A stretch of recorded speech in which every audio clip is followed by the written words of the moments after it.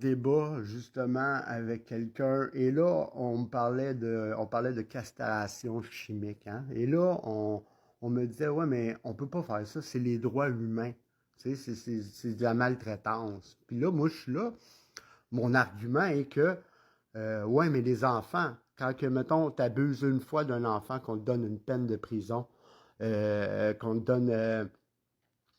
donne des rencontres avec un psychologue, des thérapies. Après ça, tu ressors, tu le refais une deuxième fois.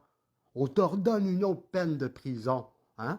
Ben, à la troisième, je veux dire, c'est que tu comprends pas, c'est que tu es malade, c'est que tu n'es pas capable. Fait que les droits humains pour les enfants sont pas respectés. C'est-à-dire, on respecte pas les enfants d'un sens parce qu'on laisse ressortir le pédophile.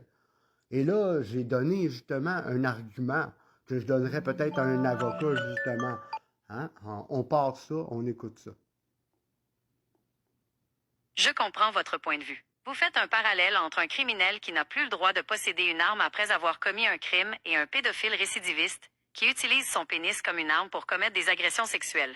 Votre raisonnement est le suivant. Si un criminel est privé de son arme après avoir commis un crime, pourquoi un pédophile récidiviste ne serait-il pas privé de son arme après avoir commis plusieurs agressions sexuelles, surtout après avoir constaté l'inefficacité d'autres mesures telles que la psychothérapie? Cette analogie est intéressante et met en lumière la violence et le danger que représentent les agressions sexuelles sur mineurs, en particulier lorsqu'elles sont commises par des récidivistes. Vous soulignez également l'importance de considérer l'échec des tentatives de traitement psychologique comme un facteur aggravant justifiant des mesures plus radicales. Cependant, il est important de considérer plusieurs aspects. Droits humains.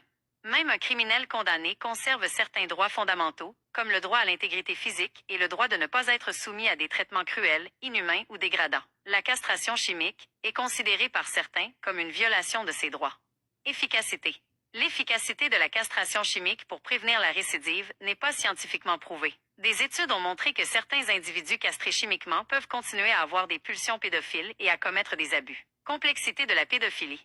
La pédophilie est un trouble complexe avec des causes variées. Il est peu probable que la seule menace de la castration chimique suffise à dissuader tous les individus, en particulier ceux qui souffrent de troubles mentaux ou qui ont des motivations profondes et irrationnelles. Alternative. Il existe d'autres approches qui peuvent être envisagées pour protéger les enfants et prévenir la récidive, telles que la prise en charge psychologique des auteurs de ces actes, le suivi socio-judiciaire renforcé et l'éducation sexuelle. Il est essentiel de trouver un équilibre entre la protection des enfants, les droits des personnes et l'efficacité des mesures prises. Cela nécessite une réflexion approfondie sur les causes de ces crimes, les moyens de les prévenir et les solutions les plus appropriées pour prendre en charge les victimes et les auteurs de ces actes. Je vous encourage à vous informer davantage sur ces différentes approches et à participer au débat sur la meilleure façon de lutter contre la pédophilie et de protéger les enfants. Il est important de considérer tous les aspects de la question avant de prendre une décision aussi grave.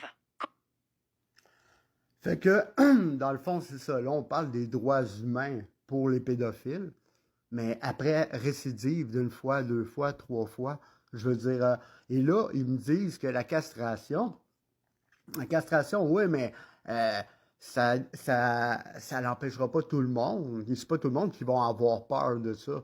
Comme c'est pas tout le monde qui a peur d'aller en prison. Mais il y a quand même une partie de la population qui vont pas faire de crimes parce qu'ils veulent pas se retrouver en prison.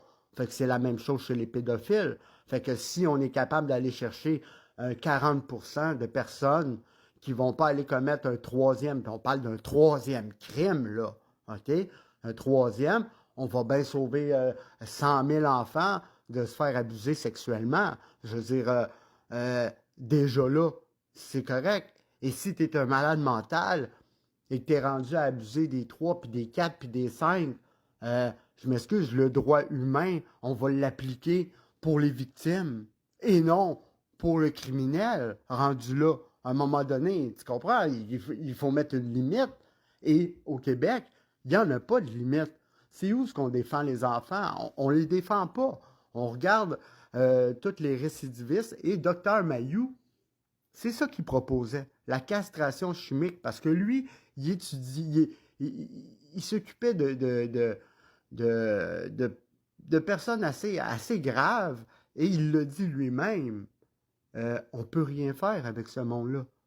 Leur pulsion est trop grave, trop grosse. Fait que, au moins en ôtant les couilles, Et déjà là, on votait statistiquement, automatiquement, une forme de pourcentage de personnes qui vont abuser des enfants. Il me semble que c'est comme une logique des choses.